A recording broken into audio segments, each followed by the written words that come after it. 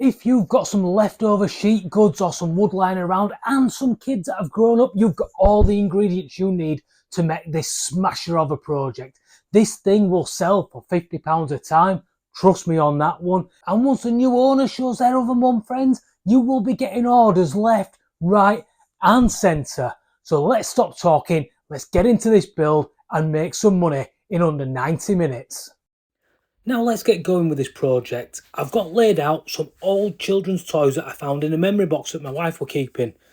Be years before she realises that they're gone. I've also added a little bit of hardware knocking around the workshop, and this is roughly how it's going to sit out. But before we can start painting and sticking things down, it's time to measure out. So the board is 60 centimetres wide and I'm going to make it about 50 centimetres tall. That gives me a nice bit of area without keeping the board being too heavy. The good old-fashioned track saw, or should I say DIY track saw, just cuts the gap. Nothing special there, and that dust is horrible. It goes everywhere, including the camera. So let's get rid of that. Once we've got our main board, I want this to sit on a slight slant, so I've kicked my supports out to one side, and this should give me some nice triangles. I'm happy that I've got both at the same size, and it's time to add that lovely white stuff. A good old bead of this down each side, followed by a bit of spreading by the universal glue spreader, and we are all set to start putting this thing together. This is such an easy project. It honestly takes about an hour to 90 minutes and there's nothing difficult with it, and it sells so well without you even trying.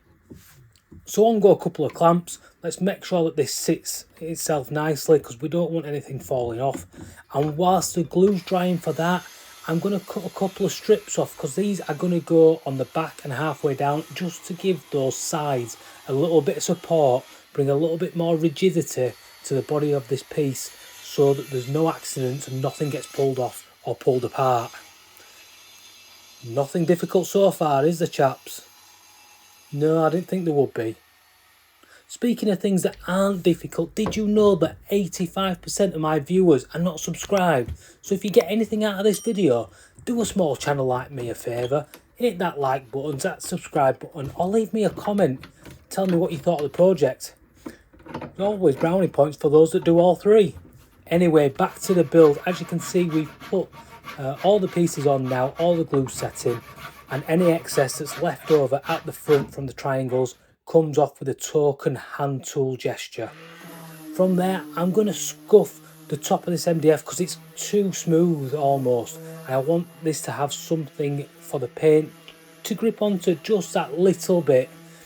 So a nice piece of 150 sandpaper should do us proud. And whilst I'm there, I'm going to knock these edges down because this is for a toddler, and the last thing I want is any sharp edges. Now the paint is left over as well. That's what's genius about this project. If you go around your house, you will find all sorts of bit. Now, I like to personalise these boards, and I'm lucky that I've got a laser, so I'm gonna laser out the child's name and put it on.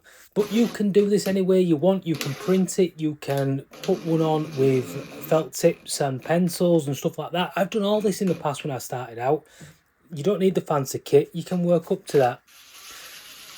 Once we've done all the lasering that we need to do, painted that, it's time to arrange our board how we want it and to start screwing things down. I'm only going to show you a selection because once you've seen me screw 3 things down, you don't need to see me screw down the other 6 or 7.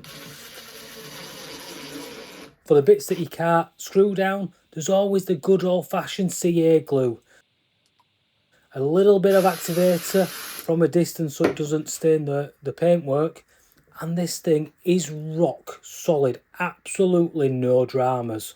And a nice simple project that's coming in under 60 minutes.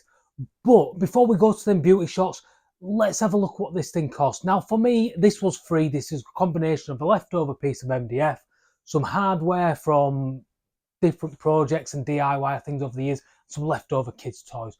But if you didn't have these all to hand, I've priced this up and you're looking at around £20 for something that easily sells for £50, and if you jazzed it up a bit more, you might even get 60 plus some repeat orders.